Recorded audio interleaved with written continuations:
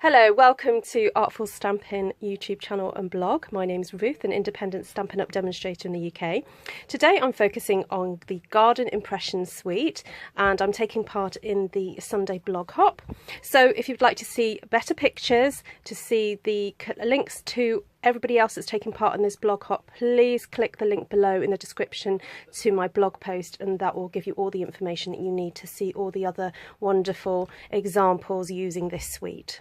So the Garden Impressions suite includes various things, of course a stamp set and a die that matches, and some other lovely little bits and bobs that are great for enhancing card making and scrapbooking.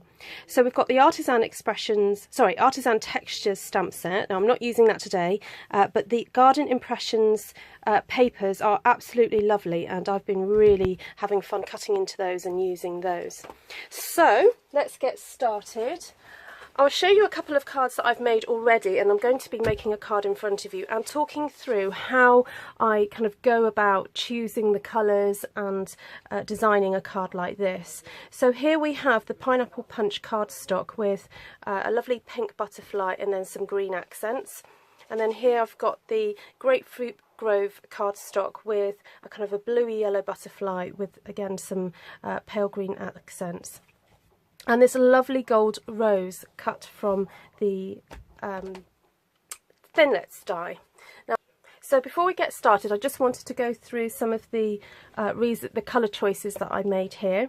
So to choose what paper I was going to cut the butterfly out of, I had a look at the papers and chose one that had mainly one or two colours in rather than some of these ones that had multiple colours. When you're cutting out an intricate die, because the design is so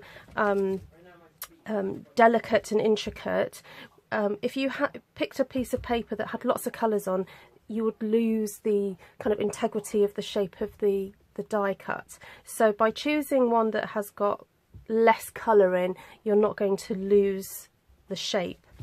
So I chose this one, and then I've paired it with some of the pale green that you can see in here. So this is Mint Macaron.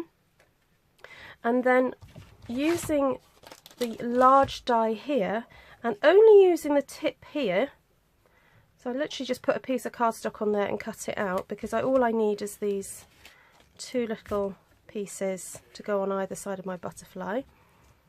I then used this portion here to cut out of Gold Glimmer this rose, and then all I need to do is trim that up so it looks like the rose was cut out all by itself. And the lovely thing about this die is that you can do that. You can single out different areas. You don't have to use all of it. There we go, there's that part there. And then to make sure that my rose kind of stands out, because if I was just to place that rose on there, you kind of lose the integrity and the shape of the rose.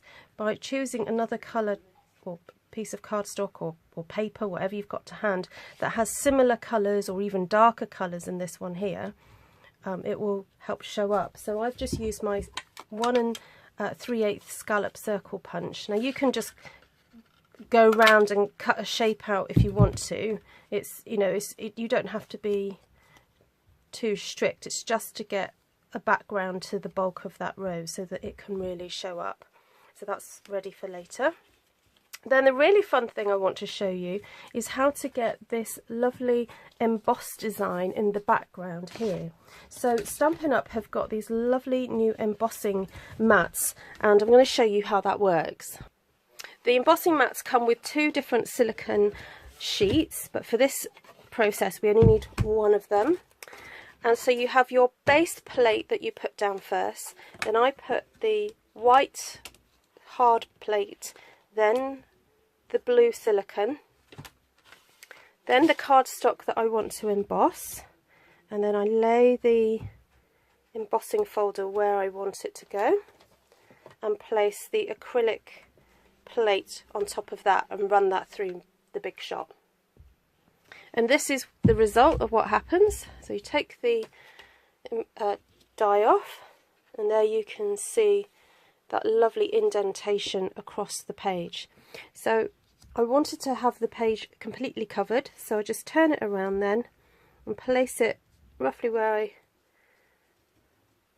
feel that it's going to get the most kind of coverage, and then pop it through the big shot again. So here we have a beautifully embossed piece of cardstock. Now, because this was the last one that I did, it's slightly flattened, very slightly flattened, the one that I did earlier. So if you feel that some of these are protruding out a little bit much, then you can always just with your fingers go over some of the higher indents and just push them down a little bit so that they're not sort of protruding as much. But to be honest, I didn't really notice that much of a difference, so I'm quite happy with that result. So in terms of layering up, the first thing to do is grab a colour that's a shade darker or the same shade as the base cardstock that you've used, and so I'm just going to grab a little bit of Calypso Coral to sponge down the edge.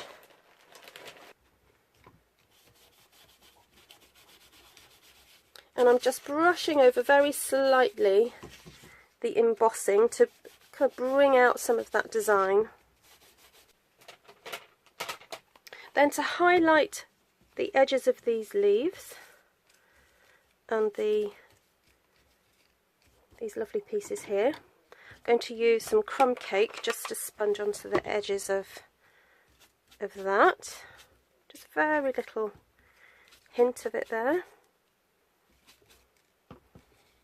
And then along these leaves.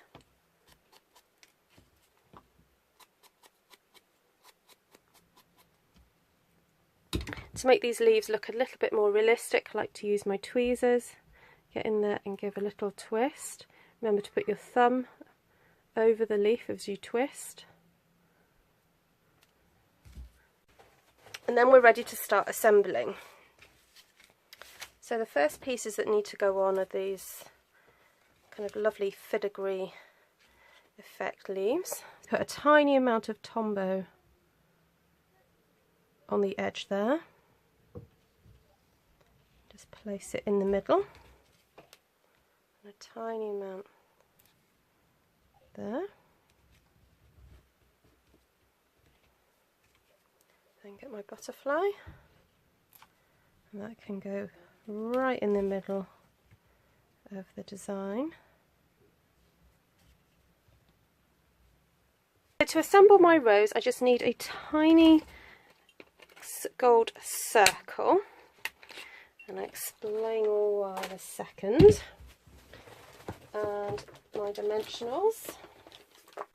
So I'm going to place a dimensional in the middle of the scallop circle and take that off. Then I'm going to place my gold rose over the middle, but I want to make sure that that dimensional is hidden, so I'm just going to put a little bit of Tombow over that and pop my little gold circle over the top there. And it's worth holding this down for a few seconds to make sure that the adhesive has really stuck down well. Then when that's stuck down, I'm using one of these gorgeous gold faceted gems, the largest one, just to pop in the middle of my design there. Then to stick that whole section in the middle there, you need to put some dimensionals in the middle. I'm just going to uncoil a bit and wrap it around my fingers, kind of making a bit of a messy kind of blob of it. I'm just going to pop that down, and then any stray bits you can just pull over to the middle so that it's not going absolutely everywhere, but it kind of looks nice and messy.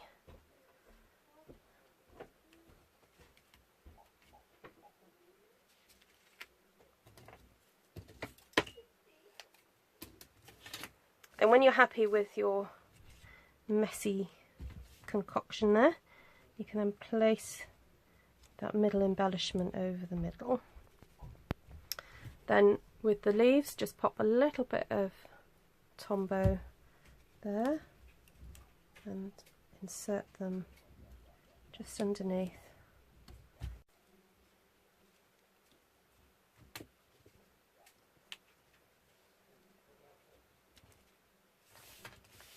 So all that remains to do is then pop that onto your card base.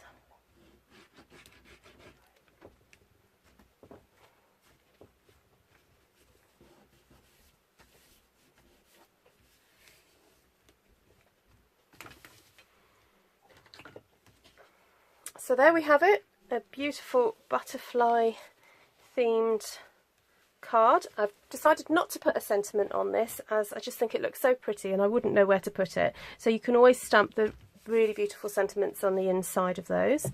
Thank you so much for joining me today. If this is the first time that you've seen one of my videos and you like what you see, please click on the subscribe button and hit that bell so that you can get notified of future videos. If you're in the UK and in Europe and you'd like to shop with me, please head to artfulstampin.co.uk and go to the shop button and you'll be able to purchase the products that you've seen me use today. So take care for now and I'll see you soon.